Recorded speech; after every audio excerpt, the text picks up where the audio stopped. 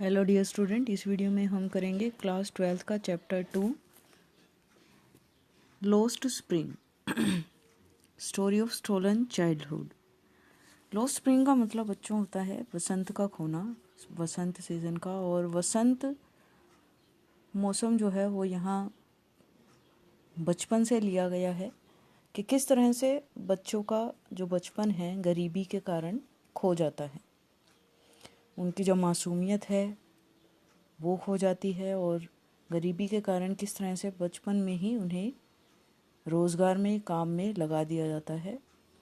तो इस लेसन के थ्रू, जो इस लेसन की राइटर हैं अनीस जंग, उन्होंने 2 स्टोरीज़ बताई हैं 2 लड़कों की, जिनमें से फर्स्ट स्टोरी है साहिब, जिसका पूरा नाम है साहिब आलम, और दूसरी जो स्टोरी है वो है मुकेश की, जो कि एक बैंगल मेकिंग के काम से बिलोंग करता है। तो आइए चैप्टर रीड करते हैं। Why do you do this? तुम यह काम क्यों करते हो? आई आस्क साहिब, मैंने साहिब से पूछा। whom I encounter every morning scrounging for gold in the garbage dumps of my neighborhood. मैंने साहिब से पूछा जिसे मैं एवरी मॉर्निंग, हर सुबह, अपने पड़ोस में कचरे वाले ढेरों में सोने की खोज करते हुए देखती हूँ। स्क्राउंजिंग मतलब खोज करते हुए, फॉर गोल्ड के लिए, सोने के लिए, इन द गार्बेज डम्प्स, कूड़े के ढेर में। Sahib left his home long ago, Sahib ने बहुत समय पहले ही अपना घर छोड़ दिया था। Set amidst the green fields of Dhaka, his home is not even a distant memory. वो कहता है ढाका के हरे भरे खेतों में बना उसका घर कोई दूर की याद वाली बात भी नहीं है। यानी कि उससे अपने काफ़ी टाइम हो गया यहाँ आए हुए, और जो कि जिसे बिल्कुल भी अपने घर की याद नहीं है कि कैसा था उसका घर ढाका में। There were many storms that swept away their fields and homes, his mother tells him. अगर उसे अपने ढाका वाले घरों के बारे में अगर कुछ याद भी है तो वो सिर्फ और सिर्फ उसकी माँ के थ्रू, जो उसकी माँ ने उसे बताया है कि वहाँ अनेकों तूफान आए जो उनके खेतों और घरों को बहाकर ले गए। ये सब उसकी माँ ने उसे बताया है। साहिब को अपने घर के बारे में कुछ याद नहीं है। That's why they left looking for gold in the big city where he now lives. और इसी कारण वो सब छोड़कर आ गए थे इस बड़े नगर में सोने की खोज करने, जहाँ वह अब रहता है। I have nothing else to do, he mutters. मटर्स होता है बड़बड़ाना, फुसफुसलाते हुए धीरे से कुछ कहना। और क्या कहता है वो कि I have nothing else to do, कि मेरे पास और कुछ करने को नहीं है। लुकिंग अवे, दूर देखते हुए, दूसरी तरफ देखते हुए। गो टू स्कूल आई से ग्लिबली, कहता है मैंने फुसलाते हुए यानी कि मजाक में उससे पूछा कि गो टू स्कूल, स्कूल जाया करो। Realising immediately how hollow the advice must sound, और तुरंत मैंने, इमीडिएटली मतलब तुरंत, मैंने ये भी महसूस करते हुए कि ये जो मैंने उसे सलाह दी थी, ये जो एडवाइस मैंने उसे दी थी, वो कितनी खोखली दिखाई दे रही थी। होलो मतलब खोखली। There is no school in my neighbourhood, when they build one I will go. उसने बताया कि मेरे पड़ोस में वहाँ कोई स्कूल नहीं है, और जब वे कोई स्कूल बना लेंगे तो मैं वहाँ चला जाऊँगा, यानी कि मैं स्कूल चला जाऊँगा।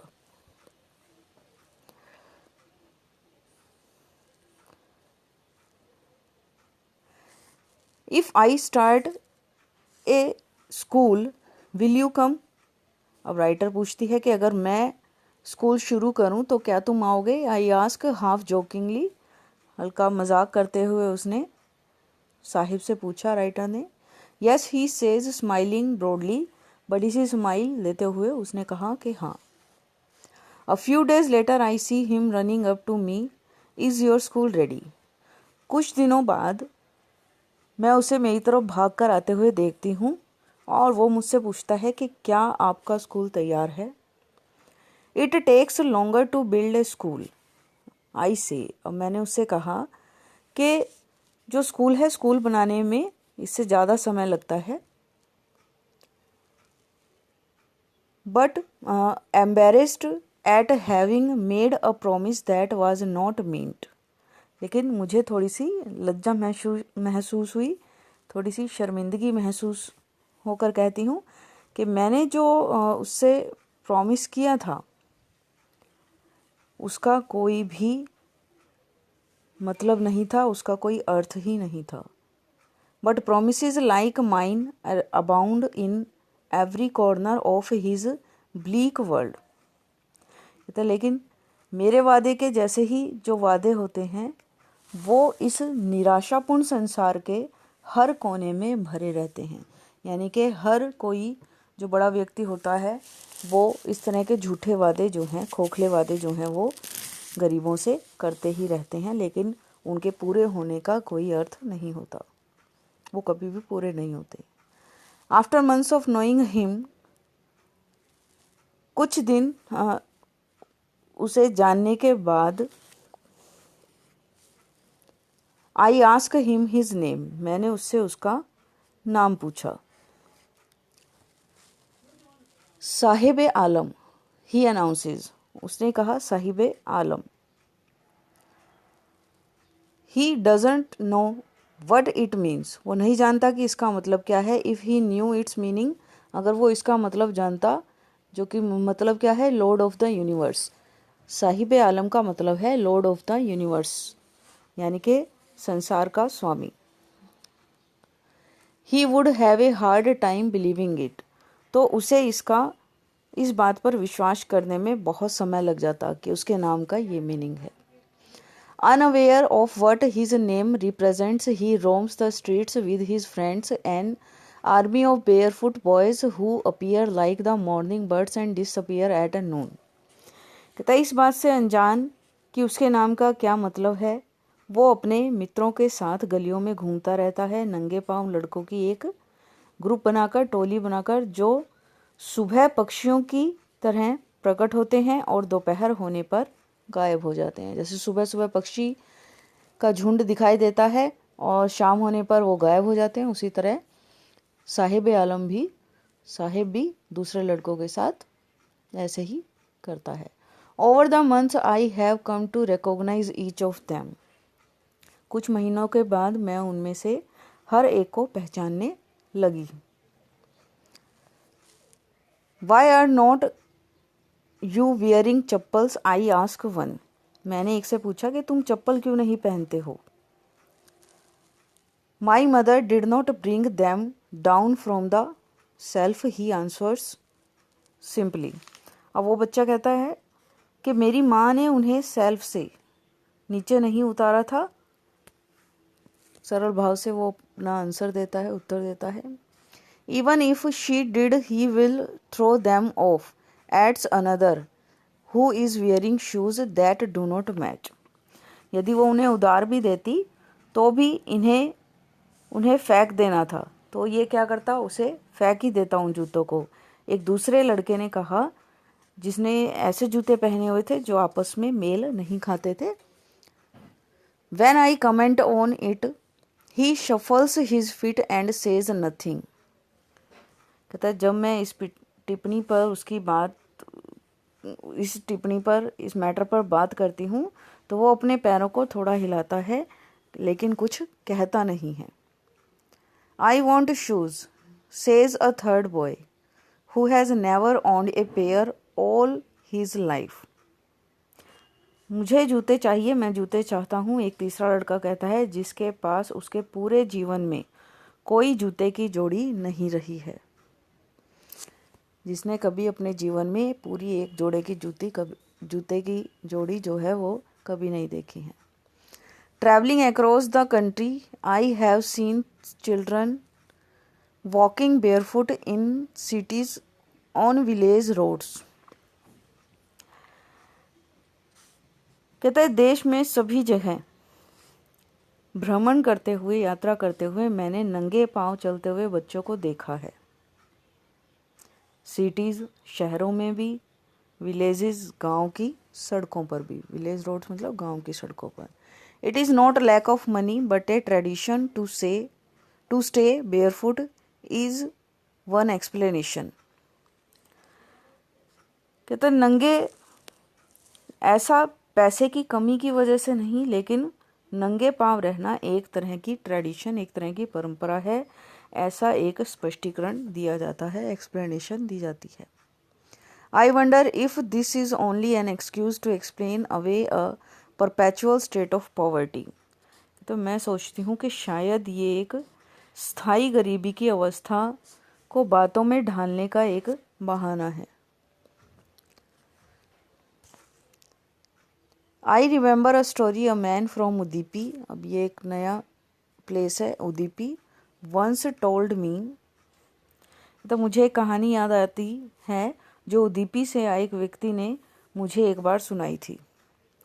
As a young boy he would go to school past an old temple where his father was a priest. Priest होता है पुजारी। कहता है एक छोटे लड़के के रूप में वो एक पुराने मंदिर के पास से निकलकर स्कूल जाया करता था जहाँ उसके पिता एक पुजारी थे। He would stop briefly at the temple and pray a pair of shoes. कहते हैं वो कुछ देर मंदिर में रुकता और जूतों की एक जोड़ी के लिए भगवान से, गॉडेस से प्रार्थना करता। 30 years later I visited his town and the temple which was now drowned in an air of। कहता है 30 साल के बाद मैं उस नगर और मंदिर को देखने गया जो अब एक वीरान, एन एयर ऑफ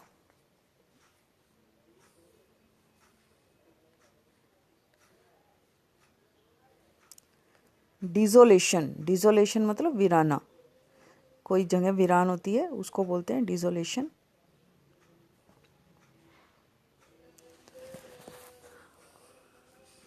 वीरान वातावरण में डूबा हुआ था जो प्लेस।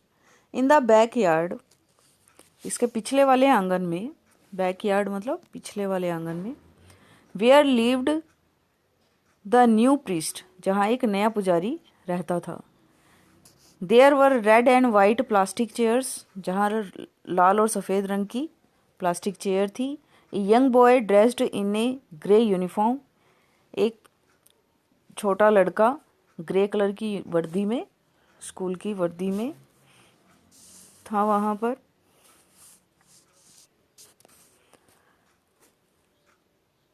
अराइव्ड पेंटिंग होता है हाफते हुए। And through his school bag on A folding bed, और अपना जो स्कूल बैग है वो एक फोल्डिंग बैग पर फेंक देता है। लुकिंग एट द बॉय, लड़के की तरफ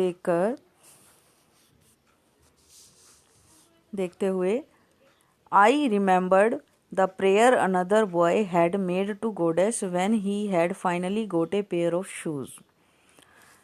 मुझे वो प्रार्थना याद आई जो वो दूसरा लड़का देवी से करता था और जिसे अंत में जूतों की एक जोड़ी मिल भी गई थी। Let me never loss them, इन्हें मैं कभी नहीं खोने दूंगा। The goddess had granted his prayer, जो देवी थी उसकी प्रार्थना को स्वीकार कर लिया था देवी ने। Young boys like the son of the priest now वोर शूज। कहता है जो पुरोहित पंडित का लड़का था उसकी तरह छोटे छोटे लड़के अब जूते पहना करते थे। But many others like the rag pickers in my neighbourhood remain shoelace. कहता है लेकिन मेरे पड़ोस में रैग पिकर्स, कबाड़ इकट्ठा करने वाले दूसरे बच्चों की तरह कई ऐसे बच्चे भी थे जो बिना जूतों के ही रह रहे थे। My acquaintance with the barefoot rag pickers leads me to Seemapuri.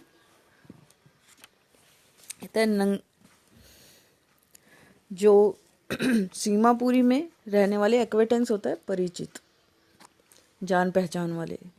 My acquaintance with the barefoot rag pickers leads me to Seemapuri, a place on the periphery of Delhi yet miles away from it, metaphorically.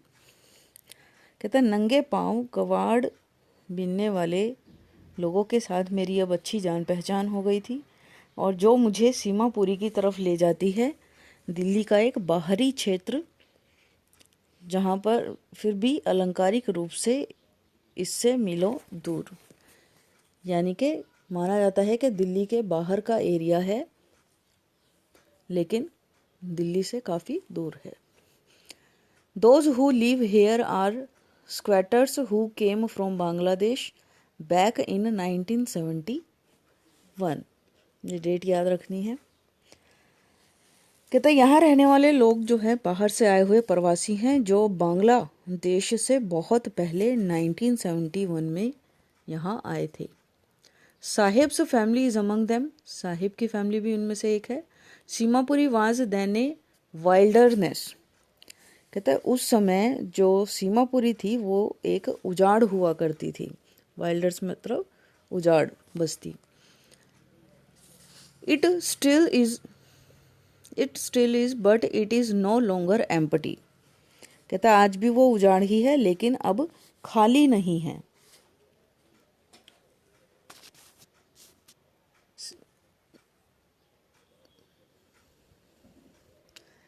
In structures of mud with roofs of tin and tarpaulin, devoid of sewage, drainage or running water, live 10,000 rag pickers। कहता है अब यहाँ क्या है, मिट्टी के बने मकानों में जिनकी छतें टिन या फिर तिरपाल की है, टर्पोलिन मतलब तिरपाल, और डिवॉइड ऑफ सेवरेज जिनमें जो सीवरेज सिस्टम है, ड्रेनेज नालियां हैं या नल के पानी का कोई प्रबंध नहीं है, और वहाँ 10,000 रैग पिकर्स लीव, 10,000 कूड़ा बीनने वाले लोग वहाँ रहते हैं। They have lived here for more than 30 years without an identity, without permits, but with ration cards that get their names on voter list and enable them to buy grain। कहता है वे यहाँ बिना किसी पहचान के 30 सालों से रह रहे हैं, जिनके पास ना तो कोई परमिट कार्ड्स है, अनुमति पत्र है, ना ही उनके पास कोई और कोई पहचान है, लेकिन उनके पास राशन कार्ड है जिससे उनका नाम जो है वो वोट देने वालों की सूची में आ गया है। लेकिन उस राशन कार्ड से ऐसा नहीं है कि उन्हें अनाज खरीद सकते हैं, वो अनाज खरीदने योग्य वो नहीं है। Food is more important for survival than an identity. कहता है जीने के लिए पहचान होने के बजाय भोजन की ज़्यादा ज़रूरत होती है। If at the end of the day we can feed our families and go to bed without an itching stomach. Itching stomach होता है पेट में दर्द हुए बिना। कहते हैं यदि एक दिन के अंत में हम अपने परिवारों का पेट भर सकें और पेट में बिना दर्द लिए सो सकें तो हम यहाँ रहना बेहतर समझेंगे। We would rather live here than in the fields that gave us no green, say a group of women in tattered sarees when I asked them why they left their beautiful land of green fields and rivers। कहता है उन खेतों में रहने की बजाय जो हमें अनाज नहीं देते हैं, फटी पुरानी साड़ियाँ पहने हुए औरतों के एक समूह कहती है। टैटर्ड साड़ीज मतलब फटी पुरानी, और वो क्या कहती हैं, कि जब मैं उनसे पूछती हूँ कि वे लोग हरे भरे खेतों वाली अपनी सुंदर धरती और नदियों को छोड़कर यहाँ क्यों आ गए थे, तब फटी पुरानी साड़ियों में औरतों का एक ग्रुप ये कहता है कि जो खेत हमें अनाज नहीं दे सकते तो उन खेतों में, उन घरों में रहने के बजाय हम वहाँ रहना पसंद करेंगे जहाँ कोई भी दिन ऐसा ना जाए कि जब हम भूखे सोएं। तो यहाँ रहना अच्छा है क्योंकि हम यहाँ किसी दिन भी भूखे नहीं सोते। Wherever they find food, they pitch their tents and become transit homes. कहता है जहाँ कहीं भी उन्हें भोजन मिलता है वे अपने तंबू लगा लेते हैं और उनके अस्थायी आवास बन जाते हैं। ट्रांजिट होम्स मतलब जो स्थायी न हो, परमानेंट ना हो। Children grow up in them, बच्चे इनमें बड़े होते हैं। एंड